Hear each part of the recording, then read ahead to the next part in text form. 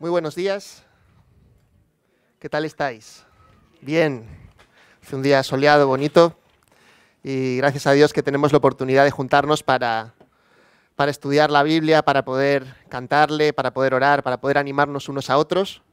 Cosas que muchas veces damos por sentado, que son normales, y hasta que no ocurre algo que nos impide poder hacerlo, pues realmente no lo apreciamos, quizá, ¿no?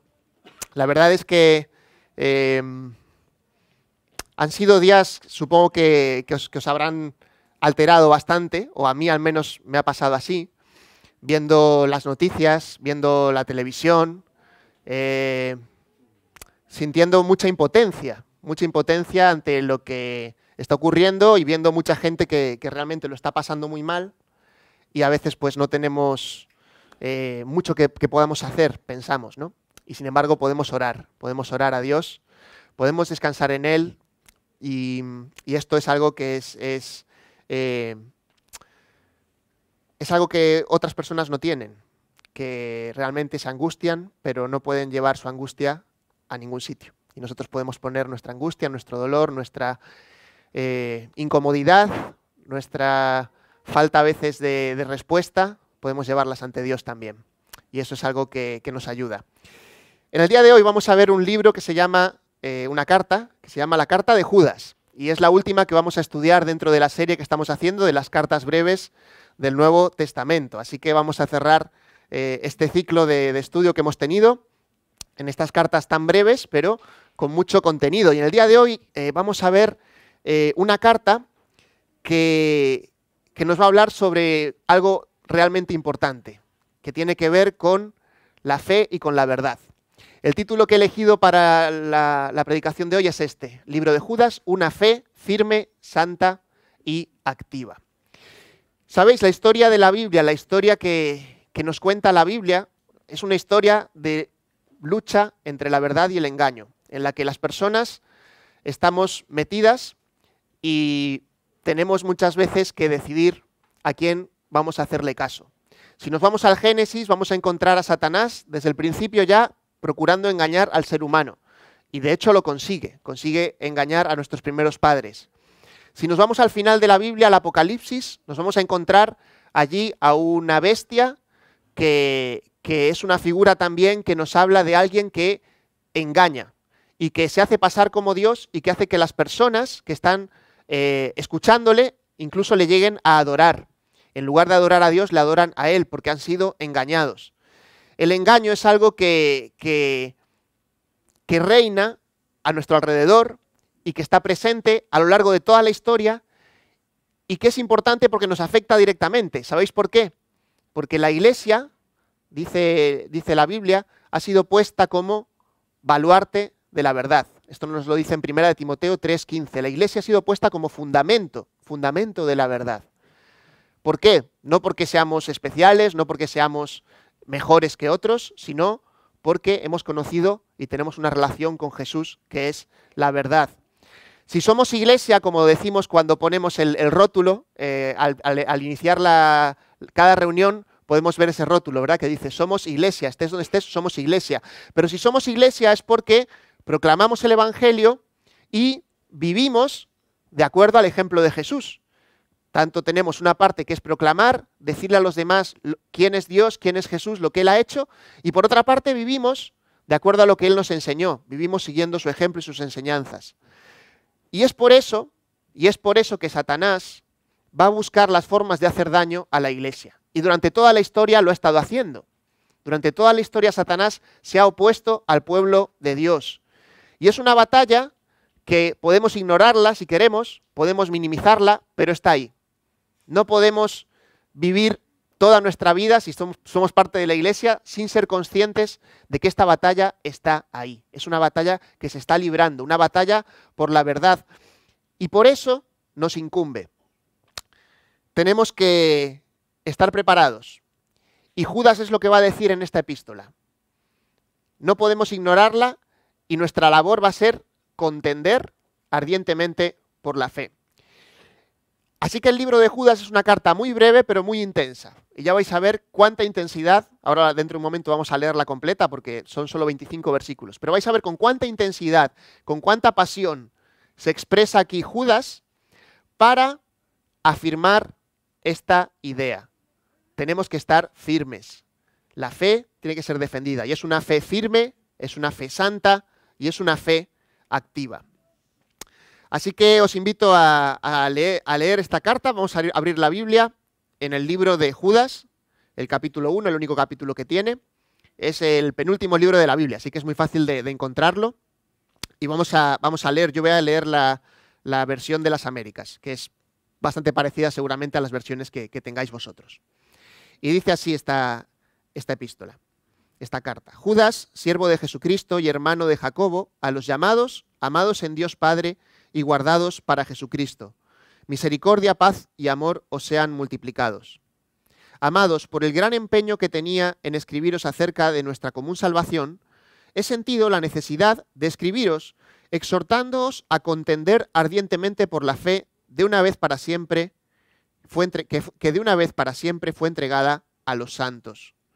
Pues algunos hombres se han infiltrado encubiertamente, los cuales desde mucho antes estaban marcados para esta condenación, impíos que convierten la gracia de nuestro Dios en libertinaje y niegan a nuestro único soberano y Señor Jesucristo. Versículo 5. Ahora quiero recordaros, aunque ya definitivamente lo sepáis todo, que el Señor, habiendo salvado al pueblo de la tierra de Egipto, destruyó después a los que no creyeron. Y a los ángeles que no conservaron su señorío original, sino que abandonaron su morada legítima, los ha guardado en prisiones eternas, bajo tinieblas, para el juicio del gran día. Así también Sodoma y Gomorra y las ciudades circunvecinas, a semejanza de aquellos, puesto que ellas se corrompieron y siguieron carne extraña, son exhibidas como ejemplo al sufrir el castigo del fuego eterno. No obstante, de la misma manera, también estos hombres, soñando, mancillan la carne, rechazando la autoridad y blasfeman de las majestades angélicas. Pero cuando el arcángel Miguel contendía con el diablo y disputaba acerca del cuerpo de Moisés, no se atrevió a proferir juicio de maldición contra él, sino que dijo: el Señor te reprenda. Mas estos blasfeman las cosas que no entienden, y las cosas que como animales irracionales conocen por instinto, por estas cosas son ellos destruidos. ¡Ay de ellos! Porque han seguido el camino de Caín, y por lucro se lanzaron al error de Balaam, y perecieron en la rebelión de Coré. Estos son escollos ocultos en vuestros ágapes, cuando banquetean con vosotros sin temor, apacentándose a sí mismos. Son nubes sin agua, llevadas por los vientos, árboles de otoño sin fruto, 2 veces muertos y desarraigados. Son olas furiosas del mar, que arrojan como espuma su propia vergüenza. Estrellas errantes, para quienes la oscuridad de las tinieblas ha sido reservada para siempre. De estos también profetizó Enoc, en la 7ª generación desde Adán, diciendo: He aquí el Señor viene con muchos millares de sus santos, para ejecutar juicio sobre todos, y para condenar a todos los impíos de todas sus obras de impiedad, que han hecho impíamente, y de todas las cosas ofensivas que pecadores impíos dijeron contra él. Estos son murmuradores, quejumbrosos, que andan tras sus propias pasiones. Hablan con arrogancia, adulando a la gente para obtener beneficio. Versículo 17. Pero vosotros, amados, acordaos de las palabras que antes fueron dichas por los apóstoles de nuestro Señor Jesucristo, quienes os decían: en los últimos tiempos habrá burladores que irán tras sus propias pasiones impías. Estos son los que causan divisiones, individuos mundanos que no tienen el Espíritu. Pero vosotros, amados, edificándoos en vuestra santísima fe, orando en el Espíritu Santo, conservaos en el amor de Dios, esperando ansiosamente la misericordia de nuestro Señor Jesucristo para vida eterna. Y tened misericordia de algunos que dudan, a otros salvad, arrebatándolos del fuego, y de otros tened misericordia con temor, aborreciendo aún la ropa contaminada por la carne. Y aquel que es poderoso para guardaros sin caída, y para presentaros sin mancha en presencia de su gloria con gran alegría, al único Dios, nuestro Salvador, por medio de Jesucristo nuestro Señor, sea gloria, majestad, dominio y autoridad antes de todo tiempo y ahora y por todos los siglos. Amén. Vamos a orar un momento. Señor, te damos gracias por tu palabra y ahora, Señor, al estudiarla, al presentarla, yo te pido, Señor, que sea tu Espíritu el que pueda hablar a nuestros corazones y que tú, Señor, puedas aplicar también aquello que necesitamos. Necesitamos, Señor, de tu Espíritu y necesitamos de tu presencia aquí en medio nuestro. En el nombre de Jesús. Amén. Pues no sé cómo os habéis quedado después de leer esta carta. Yo la primera vez que la leí me sentí bastante confuso, la verdad, porque hay muchos elementos, pero desde luego es una carta que tiene un tono bastante fuerte, un tono fuerte. Hay expresiones de condenación, se usa muchas veces la palabra impío, pecador, se describen los pecados, se describen de manera bastante visual, bastante espectacular lo que les va a ocurrir. Se habla mucho de ángeles, se habla de profecías, tiene mucho contenido y tiene muchas imágenes que nos sugieren, ¿no? Y la verdad es que podemos entender un poquito más el porqué de este lenguaje y el porqué atendiendo un poquito al contexto e intentando entender las características que tiene esta carta. Es importante cuando nos acercamos a un libro de la Biblia que seamos capaces de entender pues, quién es el autor, a quién iba dirigido, y todo esto nos va a ayudar un poco más a entender el mensaje. Y en este caso, vamos a hablar un poquito sobre el autor, la fecha y los destinatarios, porque en el primer versículo ya nos dice que Judas se presenta a sí mismo como el autor y dice: Judas, siervo de Jesucristo y hermano de Jacobo. Y estos son los únicos datos biográficos que el autor nos da sobre sí mismo. Hermano de Jacobo, pues es una referencia que nos puede llevar a pensar en los Jacobos que hay en el Nuevo Testamento. Jacobo o Santiago, que son el mismo nombre.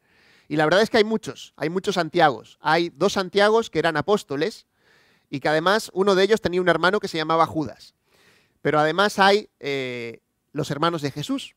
Uno se llamaba Santiago y otro se llamaba Judas. Entonces, esto ha hecho que algunos hayan pensado que podría ser uno de los apóstoles, el apóstol Judas, pero la postura mayoritaria de los estudiosos y los especialistas es que este Judas es el hermano de Jesús, es hermano de Jacobo y por lo tanto hermano también de Jesús. Sin embargo, el autor no se presenta así, no se presenta como hermano de Jesús, se presenta como siervo de Jesucristo. Y esto ya, por supuesto, ya tiene un mensaje para nosotros, porque lo importante no era la filiación, no era la familia, sino que lo importante era el servicio. Y era que Jesús lo había llamado para ser un siervo suyo y él respondía a este llamado. Por otros pasajes de la Escritura, por ejemplo, en 1 Corintios 9, cuando Pablo habla de cómo viajaban los apóstoles y cómo viajaban otras personas que también eran evangelistas, incluye a Judas en esas menciones y por lo tanto podemos entender que Judas era una persona que se dedicó al evangelismo y que seguramente viajó, como otros hacían, visitando iglesias para predicar la palabra, para fundar iglesias también y para apoyar a los creyentes.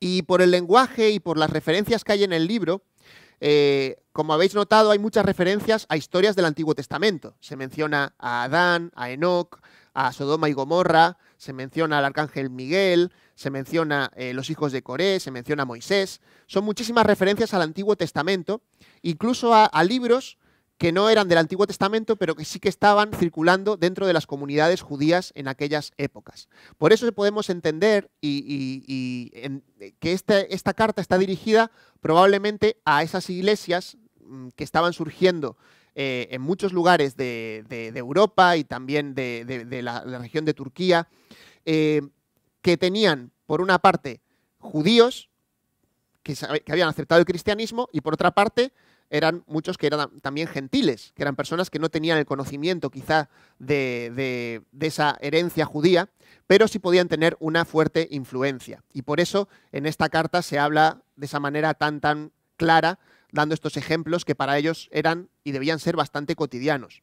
Así que estos destinatarios, de todas maneras, también son identificados de una manera muy interesante, porque les llama, da 3 características sobre ellos, y es llamados, amados y guardados. Llamados, santificados y guardados en otras versiones. Algunas ponen amados, otras ponen santificados. Y la verdad es que esto nos habla de la obra que Dios hace en la iglesia, en las personas. Dios hace una obra en la que cuando sella con su espíritu al creyente, promete que lo va a amar, que lo va a santificar y que lo va a guardar para Jesucristo hasta su venida. Y así espero que estés tú en el día de hoy, que tú seas parte de la iglesia, que tú hayas dado ese paso de conocer y reconocer a Jesús como el Salvador de tu vida, que puedas incluirte entre estos llamados, amados y guardados para Jesucristo.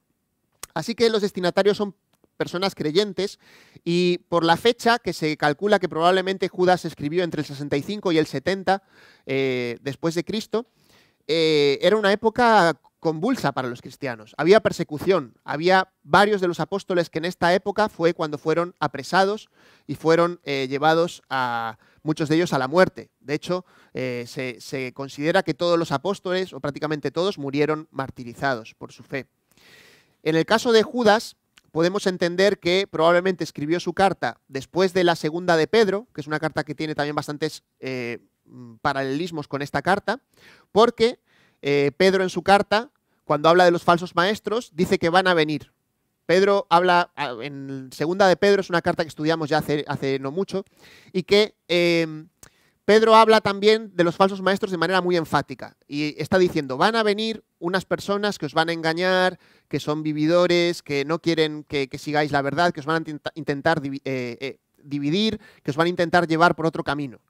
Pero Judas habla del presente, dice que ya están allí. Por lo tanto, esta carta entendemos que es posterior. Además, hay un versículo, el 18, que hemos leído cuando hace referencia a las enseñanzas de los apóstoles, en donde Judas cita literalmente un versículo de 2 Pedro. Por lo tanto, es ahí donde se sitúa esta carta. Ahora, aunque esa iglesia estaba sufriendo persecución en ese momento, persecución de las autoridades, fijaos que en la carta no se menciona. Y de hecho en las cartas a las iglesias no hay muchas menciones a la persecución. Y sin embargo, sí que hay muchísimas menciones al peligro de perder la verdad. Y es algo recurrente en muchas de las cartas que hemos estado viendo. En 3 Juan, que la hemos visto la semana pasada. En 2 Juan, que la vimos la semana anterior. En las cartas de Pablo, en las cartas pastorales de Pablo, advierte también de los falsos maestros. Muchas veces nosotros como humanos que somos, y lógicamente pues que tenemos sentimientos y realmente nos aferramos a la vida y a lo que tenemos, pues nos preocupa mucho la persecución y situaciones como la guerra o situaciones como lo que pueda surgir, ¿no? Que realmente incluso nos dan miedo. Sin embargo, la preocupación de la Iglesia del Nuevo Testamento, aún estando bajo persecución, era mucho más esta, mantenerse en la verdad. Mantenerse en la verdad.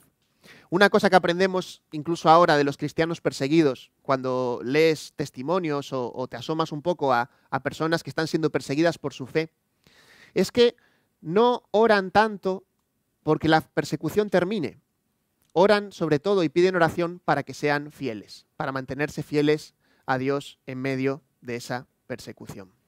Y esto es un poco lo que nosotros estamos ahora experimentando también. Ahora estamos quizá en un momento de paz en nuestro país y estamos en un momento en el que tal vez no hay una persecución muy fuerte hacia los cristianos. Pero cuando venga, o si viene persecución, ¿cuál va a ser el reto para nosotros? El reto, además de, por supuesto, intentar sobrevivir, va a ser sin duda mantenernos firmes en la fe, mantenernos firmes. Porque esta presión del enemigo, el enemigo siempre ha perseguido a la iglesia, pero cuando más ha conseguido el enemigo, cuanto más ha conseguido avanzar, ha sido cuando ha conseguido tergiversar la verdad. Cuando ha conseguido que la iglesia se desvíe de la verdad, deje de seguir lo que la palabra de Dios dice, es cuando el enemigo gana gana territorio. Por eso el primer punto que vamos a ver es una fe firme. Y en el versículo 3 dice: amados, por el gran empeño que tenía de escribiros acerca de nuestra común salvación, he sentido la necesidad de escribiros exhortándoos a contender ardientemente por la fe que de una vez para siempre fue entregada a los santos. Judas siente una urgencia de escribir. Parece que quería escribirles algo referido a la salvación, pero algo le ha llegado de estas iglesias o de esta iglesia a la que escribe, de que hay alguien que se está infiltrando y por lo tanto tiene que reafirmarles a los creyentes en la fe. Y no usa palabras suaves, como decíamos. Dice que es contender ardientemente. Contender ardientemente es tomárselo en serio. Tomárselo en serio de verdad. Actuar con pasión. La fe había sido, además, dice aquí, dada a los santos. Por lo tanto, no está hablando tanto de una profesión de fe. No está hablando tanto de una situación en la que, pues, tú simplemente pones la confianza en algo, sino que cuando habla aquí de la fe, se está refiriendo a todo lo que creemos, al cuerpo de la creencia y vivencia que significa ser creyente. Por lo tanto, no es simplemente la fe como algo que simplemente tú pones en Cristo y ya está, sino que implica mucho más. Implica la base de nuestra fe, la doctrina de los apóstoles, la enseñanza básica sobre lo que Cristo es, lo que Cristo ha hecho, y cómo eso tiene un efecto directo y claro en tu vida práctica, en la vida práctica. No es una fe simplemente de idea intelectual, sino que es una fe que se integra y que forma parte de tu vida. Porque eso es el Evangelio, no es algo que simplemente creemos, sino que es algo que creemos y vivimos. Y eso es lo que Judas va a enfatizar de manera muy, muy clara en esta carta. Fijaos que en el versículo 4 explica el problema. Dice: algunos se han infiltrado. Tenía esta tentación también de ponerle este título al mensaje: infiltrados. Era interesante también, ¿eh? Y es que es así, porque dice que hay algunas personas, algunos hombres que se han infiltrado, y ya dice, estos estaban marcados ya desde antes para condenación, y son impíos que convierten la gracia de nuestro Dios en libertinaje, y niegan a nuestro único soberano y Señor Jesucristo. Y el resto de la carta va a describir situaciones que nos van a hacer pensar en la condenación y situaciones que tienen que ver con la práctica y la evidencia de hacia dónde llevan esas doctrinas. Pero prácticamente estas dos menciones son las únicas que tienen que ver directamente con el error doctrinal que tenían estas personas. No es que a Judas no le importara el error doctrinal, de hecho, escribe la carta por eso. Pero Judas dice que es el error doctrinal se evidencia, se refleja en la vida de las personas que lo están enseñando y en los frutos que están llevando. Ahora, fijaos cuáles eran estos dos errores. El primero que menciona tiene que ver con convertir la gracia de nuestro Dios en libertinaje. Y aquí ya tenemos la primera pista de quiénes podrían ser estos infiltrados. Se está tergiversando la enseñanza sobre la gracia de Dios, que es una enseñanza impresionante, una enseñanza característica de la fe cristiana. ¿Cuál es la enseñanza de la gracia de Dios? Que no tenemos que hacer méritos, ni tenemos que ganar nada, ni tenemos que esforzarnos para poder conseguir la salvación, porque la salvación es un regalo que Dios nos hace a nosotros por medio de Cristo. La salvación es un regalo que Él nos da, es por gracia. No tenemos que esforzarnos para poder conseguirlo, no hay unos rituales que hay que hacer para alcanzar la salvación. Tenemos que simplemente correr a los brazos del Padre y Él nos abraza. Tenemos que reconocer nuestra debilidad, lo imposible que es para nosotros por nuestros esfuerzos hacerlo y simplemente dejarnos caer en los brazos del Señor. Lo que estaban ellos haciendo era decir, pues si la gracia de Dios es así de grande, ¿será que podemos hacer lo que nos dé la gana entonces? No importa ya el pecado. Muy pronto ya esta herejía dentro de la iglesia empezó a tener fruto y lo ha tenido a lo largo de toda la historia. Personas que convierten la gracia en libertinaje.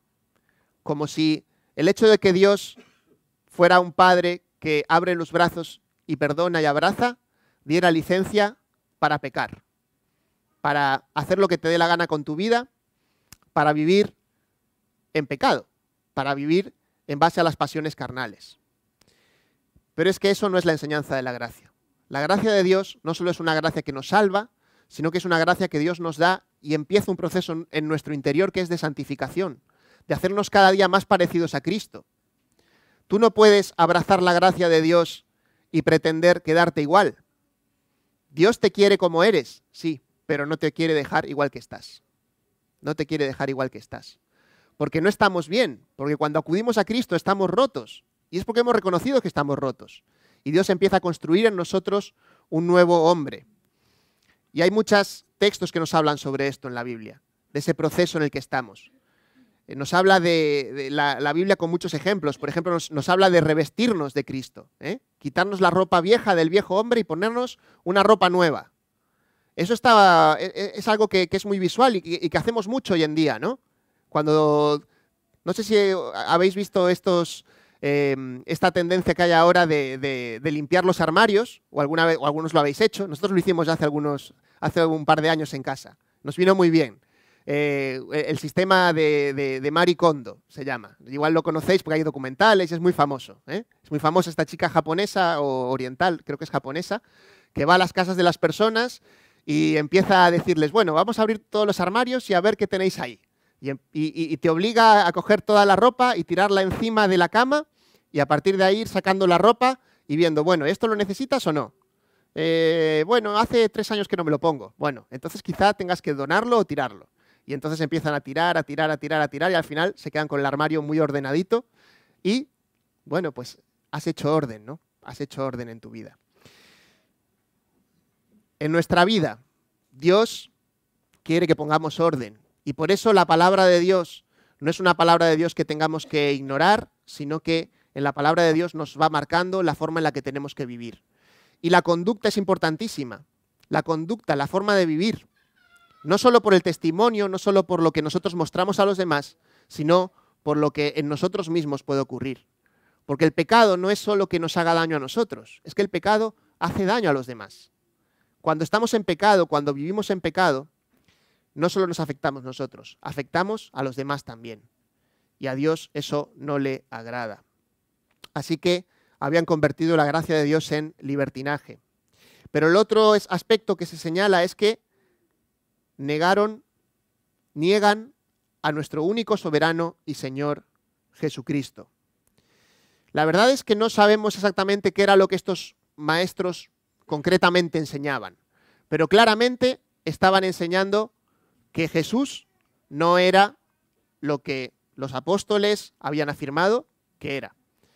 Estaban afirmando otras cosas sobre Jesús. Quizá pensaban que era un gran maestro, quizá estaban ya rebajando a Jesús de su posición de deidad, quizá estaban confundiendo a la gente como hubo al principio del cristianismo, quien decía que Jesús era un ángel realmente y que no era una persona real, no se había encarnado realmente como persona. En todo caso, Judas advierte claramente que este era otro de los peligros que había. Niegan a nuestro único soberano y Señor Jesucristo. ¿Pero por qué es importante esto? Pues porque en Jesús es donde está la base de nuestra fe. Realmente nuestra fe se basa en Jesús y en creer lo que Jesús hizo por nosotros. No puedes llamarte cristiano si no crees en el nacimiento de Jesús, en la vida de Jesús, en la obra de Jesús en la cruz y en su resurrección. Si alguna de estas cosas no la crees, es que tu fe no es cristiana. Será otra cosa, pero no cristiana. Y tenemos que tener cuidado porque esto es una tentación también hoy en día para mucha gente. Y lamentablemente hay muchas personas que niegan, por ejemplo, todo lo sobrenatural ya. Y dicen que todo lo sobrenatural que hay en la Biblia, pues tenemos que dejarlo aparte porque son cosas que se inventaban en aquella época. No es así, no es así. La resurrección de Cristo es un hecho histórico y en él está afirmada nuestra fe y sin eso la fe no tiene sentido. Lamentablemente esta apostasía, esta esta infiltración la estamos viendo hoy en día incluso en iglesias. Es impresionante, pero hace poco hemos hecho algunas noticias sobre esto. Por ejemplo, el presidente de los capellanes del seminario de Harvard es una persona que es atea. Es un ateo y lo han elegido entre otros capellanes. Y es un capellán ateo. Cosas extrañas. Pero lamentablemente las vemos también en muchas iglesias que, bajo la tentación de ir acercándose al mundo y a lo que el mundo acepta, han ido degradando poco a poco la fe hasta llegar incluso a negar aspectos tan importantes como es la resurrección de Jesús, o por ejemplo, negando también el hecho de que Jesús murió en la cruz por nosotros para perdonar nuestros pecados. Tenemos que tener cuidado, y esta carta nos va a ayudar a estar alerta ante estas situaciones. Ahora, en los próximos versículos del 5 al 8, vamos a encontrar tres ejemplos de juicio. Fijaos cómo dice: quiero recordaros, aunque ya definitivamente lo sepáis todo, que el Señor, habiendo salvado al pueblo de la tierra de Egipto, destruyó después a los que no creyeron, y a los ángeles que no conservaron su señorío original, sino que abandonaron su morada legítima, los ha guardado en prisiones eternas bajo tinieblas para el juicio del gran día. Así también Sodoma y Gomorra y las ciudades circunvecinas, a semejanza de aquellos, puesto que aquellas se corrompieron y siguieron carne extraña, son exhibidas como ejemplo al sufrir el castigo del fuego eterno. No obstante, de la misma manera también estos hombres, soñando, mancillan la carne, rechazan la autoridad y blasfeman las majestades angélicas. Son varios ejemplos que tienen que ver con el pueblo de Israel. Y realmente nos vamos a encontrar aquí ejemplos tanto de la Biblia como de otras historias que también luego vamos a entrar un poquito más en detalle. Pero en este caso, él habla de tres ejemplos que eran muy conocidos para cualquier persona que hubiera leído la Biblia o que se hubiera criado dentro del judaísmo. El primero es sobre Egipto y cómo los que salieron de Egipto, al final los que entraron en la tierra prometida fueron muy pocos. Muy pocos fueron los que entraron en la tierra prometida, porque en ese camino por el desierto, muchos de ellos tuvieron falta de fe. Y esto es lo que realmente aquí señala Judas. Habiendo salvado al pueblo de la tierra de Egipto, destruyó después a los que no creyeron. Falta de fe en este ejemplo. En el versículo 6 nos habla de los ángeles. Dice que no conservaron su señorío original. Se refiere a ángeles caídos, a ángeles que dejaron lo que era su verdadero propósito y se rebelaron contra ese propósito que Dios les había dado. Seguramente se está refiriendo a los ángeles a los que en Génesis 6 se les llama los hijos de Dios. Y si vais a Génesis 6, vais a ver allí un texto que es bastante complicado de entender, pero que es un texto en el que habla sobre unas figuras que al parecer descienden a la tierra y tienen relaciones con las mujeres. Y probablemente Judas aquí se está refiriendo a este episodio. ¿Qué pasó con los ángeles? Dice, no conservaron su señorío original. Hay un pecado de rebelión contra su naturaleza y la función que Dios les había otorgado. Y podemos pensar que hoy en día también ocurre que muchas personas tienen esta tentación de rebelarse contra su naturaleza. Incluso tenemos ahora mismo varias leyes que se están preparando y algunas se están aprobando que incluso quieren negar la realidad biológica. Y es algo que está en nuestro mundo, pero que siempre ha estado. Son estrategias, son engaños que tergiversan las cosas que Dios ha hecho y que lamentablemente muchas veces apartan a las personas del propósito de Dios para ellos. El siguiente ejemplo que nos da es el de Sodoma y Gomorra, ciudades que fueron castigadas, y en Génesis se nos cuenta la historia de estas ciudades. Se nos dice que eran ciudades que explotaban al débil, que se hicieron conocidas por su inmoralidad sexual y por su violencia.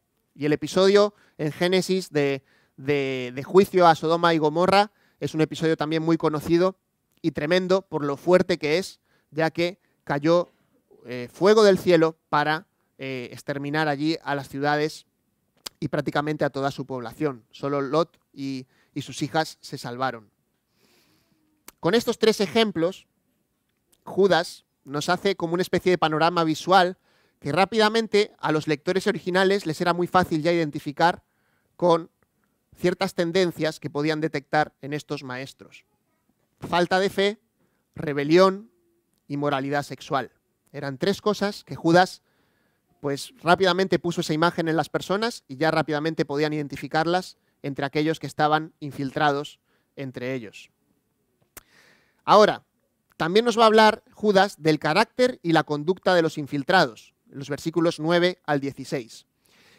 El versículo 9 nos habla sobre una historia también bastante llamativa. Dice, pero cuando el arcángel Miguel contendía con el diablo y disputaba acerca del cuerpo de Moisés, no se atrevió a proferir juicio de maldición contra él, sino que dijo, el Señor te reprenda.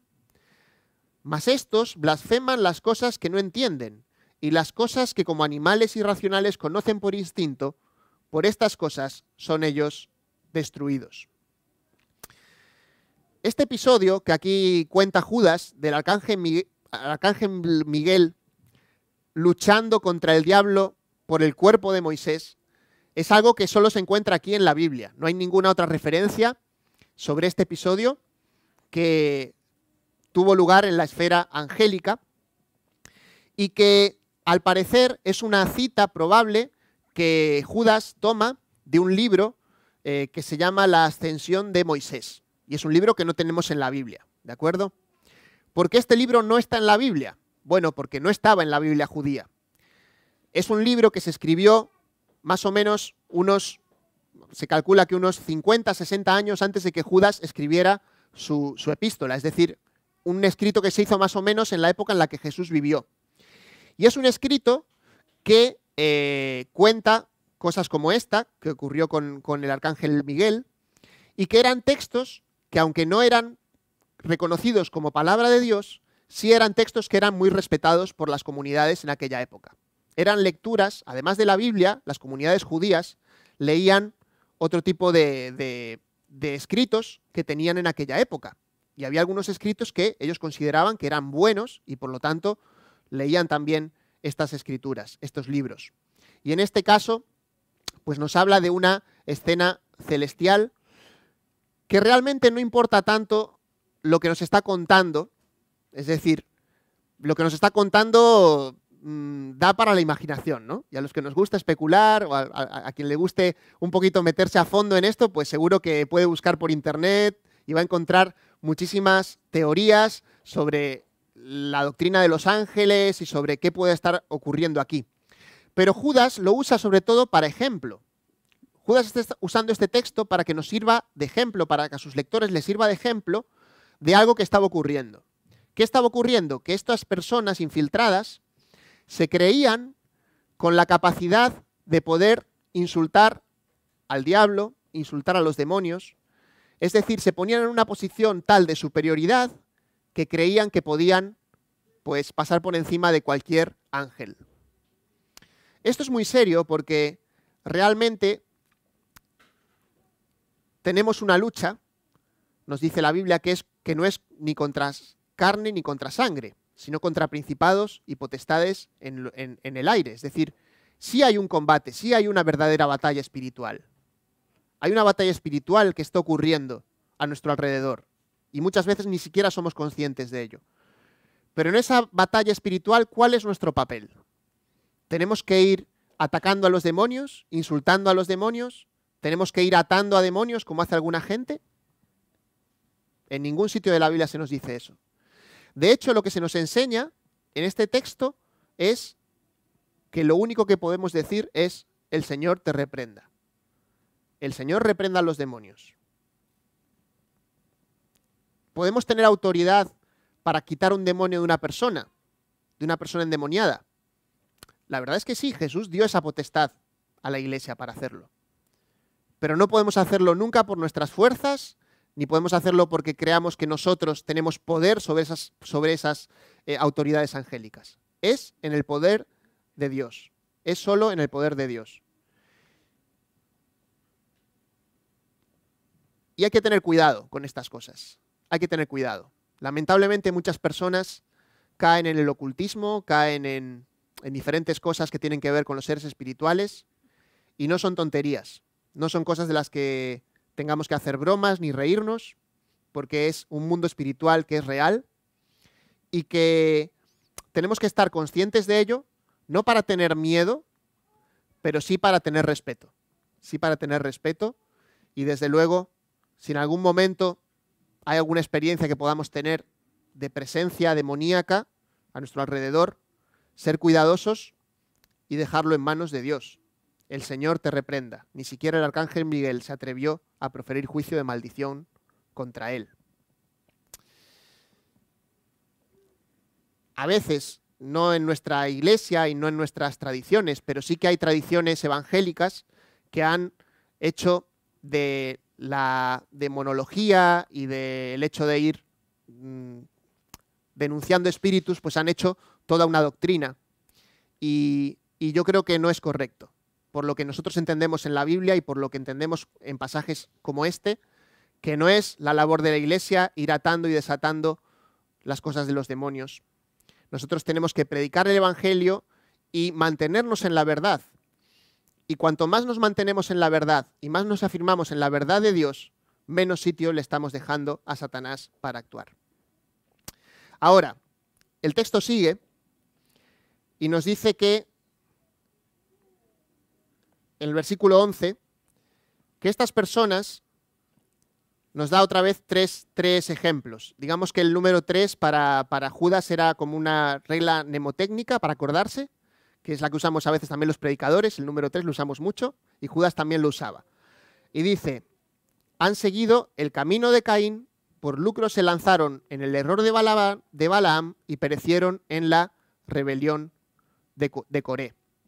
Son otros 3 aspectos que nos van a hablar de ese carácter y conducta que tenían estas personas infiltradas.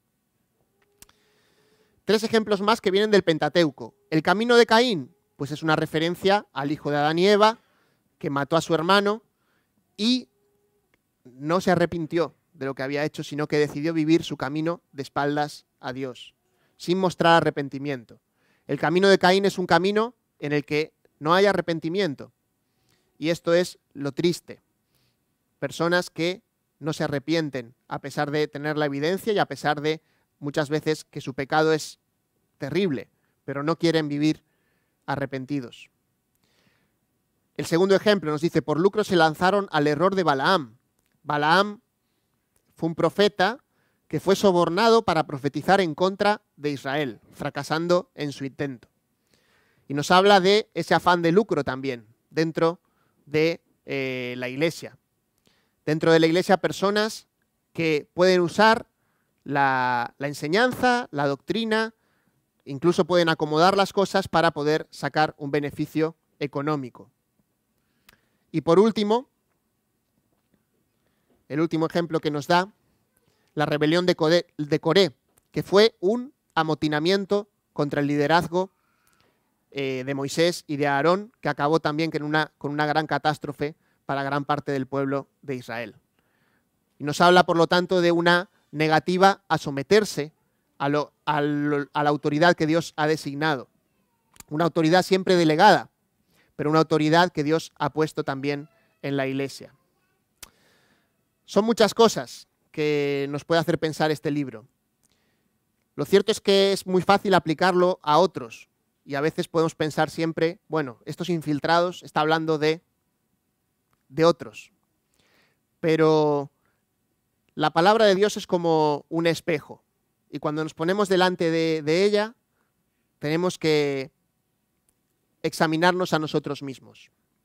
Tenemos que examinarnos y pensar en estos términos, en estos errores, en este camino de Caín, en este error de Balaam, en esta rebelión de Coré, si tiene algo que ver con actitudes o circunstancias que nosotros tengamos en la iglesia.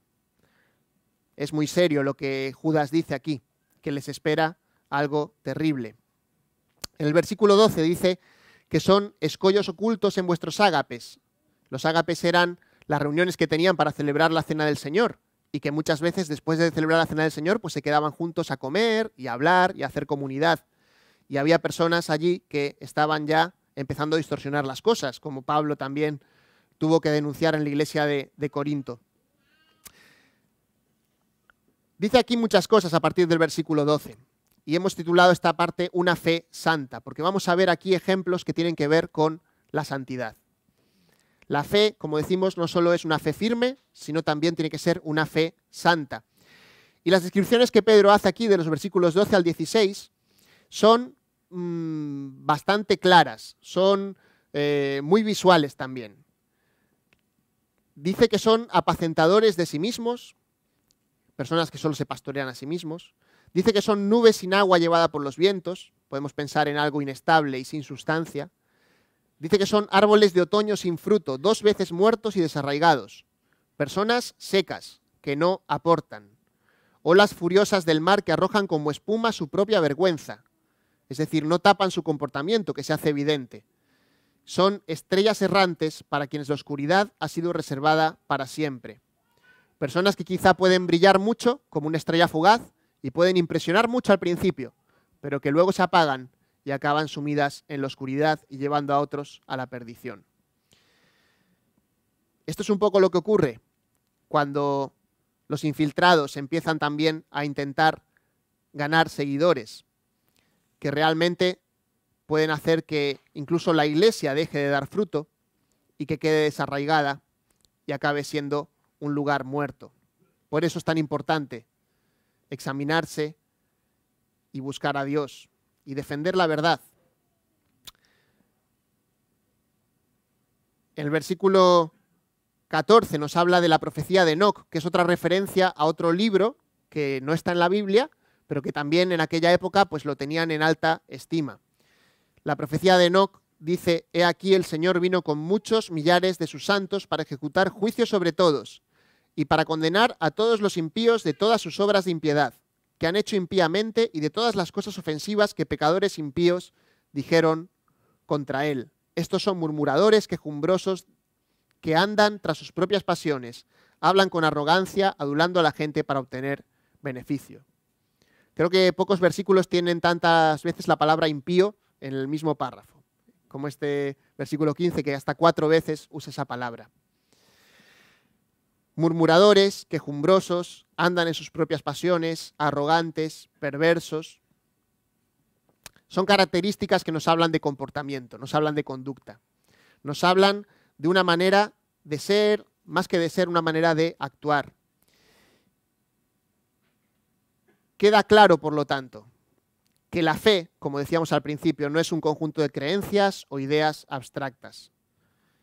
Implica conducta y tiene consecuencias prácticas. La fe es mucho más que creer algo, es algo que vivimos. Por eso Judas aquí va a hacer un cambio y va a decir: pero vosotros, versículo 17, amados, acordaos de las palabras que fueron dichas por los apóstoles. Acordaos. La firmeza para poder responder ante el error, para poder responder ante los ataques, no viene de nuestras fuerzas, no viene de nuestras ideas, no viene de nuestras elucubraciones, por muy buenas que sean. Vienen de la misma palabra de Dios, de afirmarnos en las palabras, como dice aquí, que fueron dichas por nuestro Señor Jesucristo y por los apóstoles. Y lo cierto es que en todo el Nuevo Testamento vamos a encontrar claras referencias al problema de los falsos maestros. Tanto lo hizo Jesús, lo dijo Pablo, lo dijo Pedro, lo dijo Juan, y lo encontramos también aquí en el libro de Judas. Por eso es un asunto tan importante.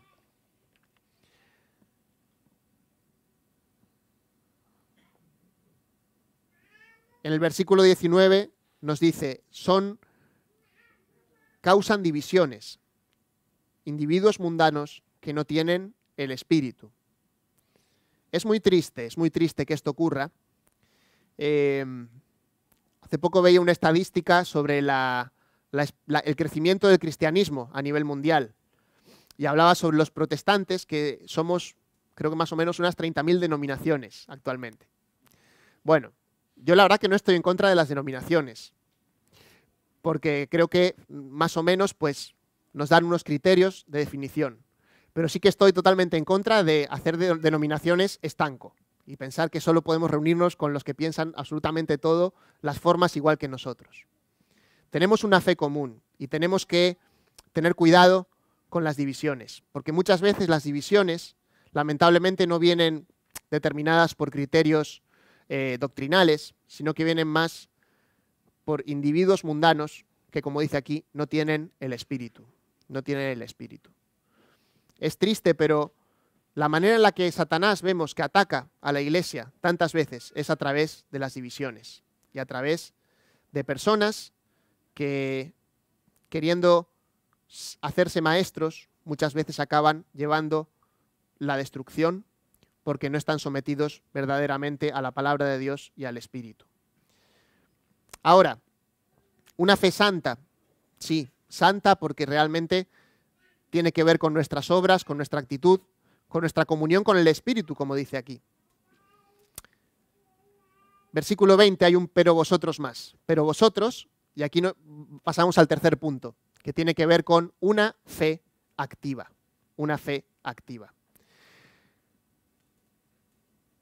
Fijaos cómo Judas da aquí una exhortación positiva. Hasta ahora era todo un poco viendo lo negativo. Pero ¿qué vamos a hacer nosotros? ¿Cómo vamos a vivir nosotros ante una situación así, ante personas que puedan venir y quieran engañarnos? Amados, edificándoos en vuestra santísima fe, orando en el Espíritu Santo, conservaos en el amor de Dios, esperando ansiosamente la misericordia de nuestro Señor Jesucristo para vida eterna. Edificándonos en la fe. No podemos dejar de trabajar y de edificar la vida de fe. Es crecer en la gracia de Cristo, como decíamos antes, vestirnos del nuevo hombre, empaparnos de lo que Dios es, de lo que Dios hace, de lo que Dios dice, congregándonos, ayudándonos unos a otros, porque esta es la manera en la que vamos a conservarnos en el amor de Dios y en la que podemos reactivar esa fe, esa esperanza que tenemos en Jesús. Esperando ansiosamente la misericordia de Jesús para vida eterna. Qué bonito texto. Esa es la esperanza que tenemos en Jesús. Ahora, también hay algo activo que tiene que ver con lo que hacemos hacia los demás. ¿Qué hacemos con las personas que han sido infiltrados? Es muy interesante porque Judas, aunque viene de una clara denuncia, va a decir cosas interesantes. Versículo 22. Tened misericordia de algunos que dudan. Tened misericordia de algunos que dudan. Versículo 23. A otros salvad arrebatándolos del fuego. Y en tercer lugar, de otros tened misericordia con temor, aborreciendo aún la ropa contaminada por la carne. Los que dudan, personas que quizá ante una enseñanza incorrecta puedan estar claudicando. Tened misericordia. Tenemos que estar atentos para ayudarles. A otros salvad arrebatándolos del fuego. A veces hay personas que lamentablemente caen arrastradas en confusión y necesitan una ayuda más activa. Necesitan ser arrebatados, salvados casi con fuerza, agarrados para que no se caigan. Cuando ves a alguien que está yendo ya en un camino que es destructivo para su vida, autodestructivo, el Señor te puede mover también a actuar para ayudarle. Y finalmente, de otros, tened misericordia con temor, aborreciendo aún la ropa contaminada por la carne, porque hay algunos de estos que evidentemente, estos infiltrados, son peligrosos. Pero es curioso, tened misericordia también de ellos. La carta termina y se despide con una doxología, con una canción que eres muy conocida y que dentro de un momento vamos a cantar también todos juntos para terminar esta parte. Concluimos que la fe no es solo un conjunto de creencias o ideas abstractas, implica conducta, tiene consecuencias prácticas para nuestra vida. Y Judas no nos llama a luchar no nos llama a estar en un sentido luchando físicamente, sino que nos llama a estar firmes. Y desde esa firmeza mostrar misericordia a las personas. Creo que el desafío es tanto personal como eclesial, como grupal. Hay un desafío para cada uno de nosotros, pero hay un desafío también que tiene que ver con la Iglesia, con cómo como congregación nos fortalecemos en el conocimiento, en el crecimiento y en la dependencia de Dios. Y espero que esta semana, si vais abundando y estudiando esta carta, podáis también sacar para vosotros enseñanzas que sean de valor, enseñanzas que de verdad os puedan llegar al corazón y que puedan fortaleceros en vuestra fe. Todos necesitamos fortalecernos en nuestra fe. Necesitamos esa fuerza de Dios, esa fuerza que solo Él nos puede dar cuando nos acercamos a su palabra y de verdad dependemos de Él. Vamos a orar para terminar.